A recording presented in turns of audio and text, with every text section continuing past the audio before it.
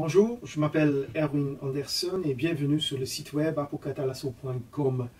Le site web me permet de mettre à disposition des ressources en enseignement, en formation, en articles et en livres qui sont le fruit du service pour Dieu depuis plus de 25 ans auprès des églises, des responsables, des instituts de formation biblique et théologique en France, au Maghreb, en Afrique sous-saharienne et en Afrique du Sud, etc.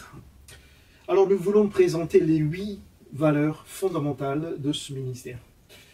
Alors premier, apokatalasso, ce qui veut dire Dieu qui restaure toutes choses à ses intentions originelles en Christ. Alors cela sert de grand cadre et de métanarratif, c'est-à-dire que l'histoire et la vie du cosmos, de la terre, des nations, de l'Église, du chrétien, des circonstances, tout s'inscrit dans ce grand cadre de vie, du début jusqu'à la fin. Deuxième point, ontologie. Alors l'ontologie veut dire que Dieu est un Dieu d'être et de relation. Alors du moment où nous comprenons que Jésus-Christ habite en nous et nous habitons en lui, ici c'est une question d'ontologie, c'est une question d'être, d'une nouvelle existence, d'une nouvelle relation. Ce n'est pas encore juste une expérience religieuse de plus. 3. Le mouvement. Depuis la première page de la Bible jusqu'à la dernière, une lecture montre que Dieu est un Dieu qui déclenche des mouvements par sa parole et par son action. Alors, nous croyons que ça nous permet de discerner et de participer au mouvement de Dieu dans notre génération. 4. Les apôtres et les prophètes. En dépit de l'histoire des pères de l'Église, nous croyons que l'apostolicité trouve son origine dans la Trinité.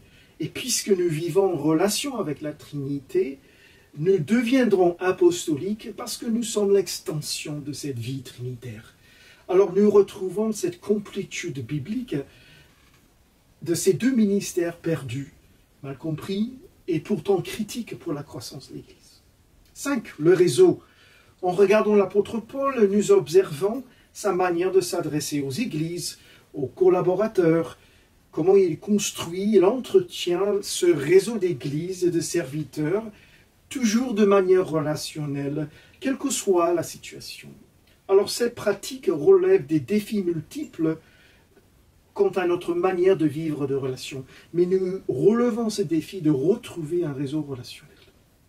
6. La transformation. Si Dieu restaure toutes choses à ses intentions originelles en Christ, alors la question se pose, par quels moyens, comment? Alors du moment où le Christ s'incarne en nous, Dieu recrée, ou il transforme, ou il régénère notre nature, qui nous sommes de l'intérieur.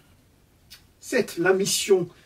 Nous croyons que Dieu suscite un mouvement de témoins pour incarner le ministère terrestre de Jésus et le royaume de Dieu, afin de répondre de manière authentique, incarnée, au plus grand nombre dans toute génération. Nous croyons que dans notre génération, il y a une vague de témoins équipés que Dieu veut libérer. 8. La croissance. Nous avons lutté avec cette idée que tout doit être quantifié, évalué en termes d'efficacité ou de réussite par le nombre, la quantité. Nous comprenons Jésus-Christ et le royaume de Dieu comme quelque chose de qualitatif, non pas quantitatif. Le royaume pour nous est viral, inquantifiable, hors contrôle, génétique, presque par sa façon de se propager. C'est une excroissance en qualité de vie vers la pleine maturité en Jésus-Christ qui est en vue. Et nous avons ce fondement de la croissance qualitative qui fait partie de notre ADN. Alors, consultez les vidéos explicatives ci-dessous si vous voulez creuser chacune de ces valeurs un peu plus. Sinon, vous pouvez consulter notre site de chaîne YouTube Apokatalasso. Merci beaucoup d'avoir écouté et à très bientôt.